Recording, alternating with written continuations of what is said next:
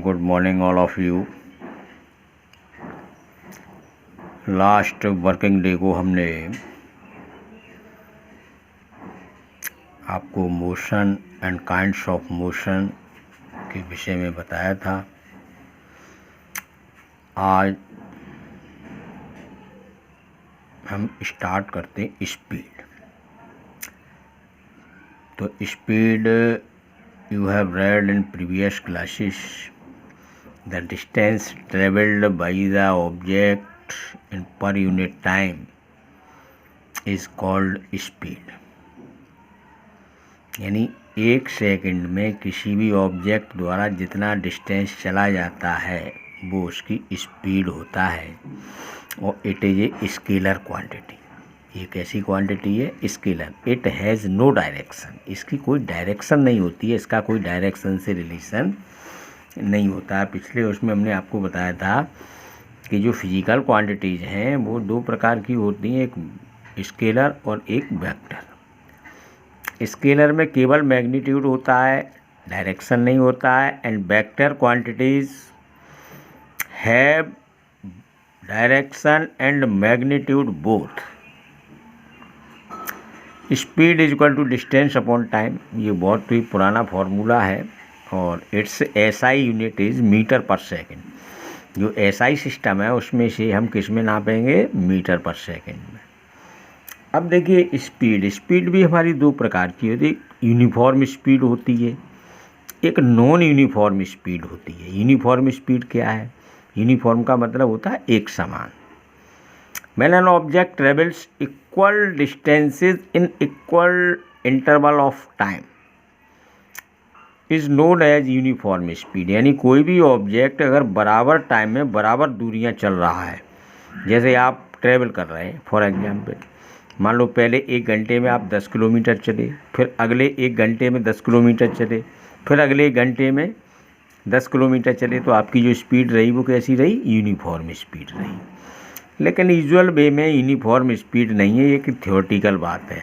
हम लोग कभी भी ट्रैवलिंग करते हैं तो क्या हम नाप के चलते हैं कि पहले 1 घंटे में इतने चलेंगे फिर दूसरे में इतने चलेंगे? ऐसा कुछ नहीं है। तो एक सैद्धांतिक थ्योरेटिकल बात है। अब यहाँ जो फिजिक्स में मेन चीज़ आता है, हर चीज़ को ग्राफ के द्वारा स्टडी करना। तो देखो डिस्टेंस टाइम ग्राफ जो है, यूनिफॉर्म अगर स्पीड है तो हमेशा स्ट्रेट लाइन आता है। टाइम को हमेशा एक्स एक्सिस पर लिया जाता है और डिस्टेंस को वाई एक्सिस। टाइम को एक्स एक्सिस पर इसलिए लेते हैं कि टाइम जो है वो एक इंडिपेंडेंट वेरिएबल है। It does not depend any other quantities. ये किसी दूसरी क्वांटिटीज़ पर निर्भर नहीं करता। Other quantity depends on the time. दूसरा होता है non uniform speed. When an object travels unequal distances in equal interval of time is known as non-uniform speed. Its graph is not a straight line. वो parabola होगा, किसी भी प्रकार का हो सकता है, स्ट्रेट लाइन नहीं होता है। तो देखिए जैसे हम और आप दिल्ली की यात्रा कर रहे हैं मान लो दिल्ली यहाँ से 250 किलोमीटर अवे फ्रॉम फिरोजाबाद, और हमको मान लीजिए 5 घंटे लग गए। तो उसमें अगर हम स्पीड निकालते हैं तो वो क्या निकल के आएगी? हमारी एवरेज स्पीड आती है। अगर एवरेज स्पीड क्या है हमारी? Total distance travelled by the object को हम अगर टोटल टाइम टेकन से डिवाइड कर देते हैं तो हमें एवरेज स्पीड आती है। तो हम लोग जो व्यवहार में यूजुअल वे में जो स्पीड निकालते हैं वो एवरेज स्पीड ही होती है। अब इसी से रिलेटेड देखो एक क्वांटिटी आती है वेलोसिटी।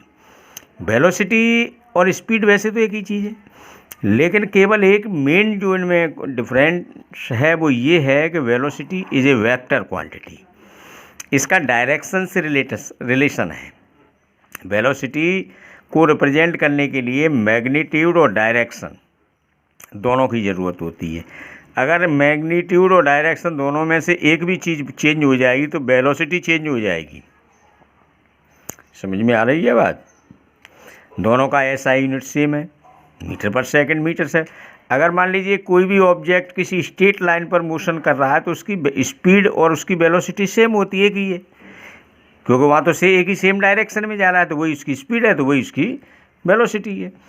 अब ऐसे ही यहाँ एक एवरेज वेलोसिटी आता है। तो एवरेज वेलोसिटी क्या है कि initial velocity plus final velocity upon 2, यानी किसी भी ऑब्जेक्ट का इनिशियल और फाइनल वेलोसिटी का अगर हम अर्थमेटिकल मीन निकाल देते हैं तो उसकी एवरेज वेलोसिटी होता है।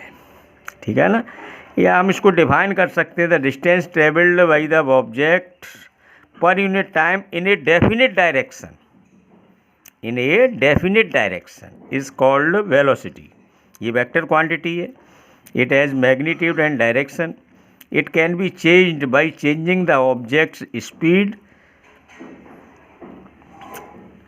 और डायरेक्शन ऑफ मोशन और बोथ। इन दोनों में से एक बदल जाए या दोनों बदल जाए।